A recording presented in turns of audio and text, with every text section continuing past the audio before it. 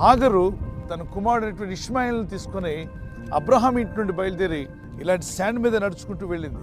కొంత దూరం వెళ్ళిన తర్వాత వారు తోలుతిత్తులో నీరు అయిపోయిందట. ఎడారిలో నడుస్తున్నప్పుడు చాలా దాహంగా ఉంటుంది, మీకు తెలుసు. బాడీలో వాటర్ అంతా కూడా ఎవాపరేట్ అయిపోతుంది, మనిషికి దాహం పెరుగుతుంది, డిహైడ్రేషన్ జరుగుతుంది. అదే జరిగింది ఇష్మాయిల్ జీవితంలో. ఇష్మాయిల్ ఏడవడం ప్రారంభించాడు. నీటి చుక్క కూడా లేదట. ఇక నా బిడ్డ మరణిస్తున్నాడు, నా బిడ్డ మరణాన్ని నేను ఇక చూడలేను నా కళ్ళారా అని బిడ్డ కొరకు ఏడుస్తుంది. ఆమె ఏడుపును చూసినటువంటి దేవుడు ఆ కుమారుడు కూడా ఏడుస్తూ ప్రార్థన చేస్తున్నాడట. కాబట్టి దేవుని దూత ఒకేసారి హాగరుకు అపేర్ అయి చెప్తుంది, హాగరు ఎందుకు ఏడుస్తున్నావు?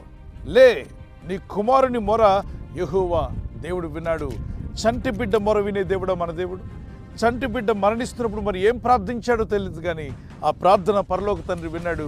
అందుకే పిల్లలకు ప్రార్థన నేర్పండి. మరణాపాయంలో, అనారోగ్యంలో, బలహీనతల్లో, శోధనలో, ఇబ్బందులు పడినప్పుడు వారు ప్రార్థించడం నేర్చుకుంటారు.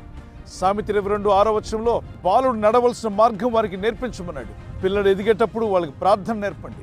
మనం అన్నీ కొనిస్తాం, కానీ దేవుని సన్నిధిని, విశ్వాస జీవితాన్ని ఇవ్వం. పిల్లలకు కావాల్సిన అన్ని కొనివ్వడంలో ఒక బాధ్యత మంది, కానీ వాళ్ళకి ప్రార్థన నేర్పితే పరలోక తండ్రి మీద ఆధారపడతారు. దేవుని దూత అక్కడికి వచ్చి దూత చెప్తుంది, లెగో నీళ్ళు ఇవ్వు నీ బిడ్డకాలి. ఆ వంటది ఎక్కడున్నాయి నీళ్ళు?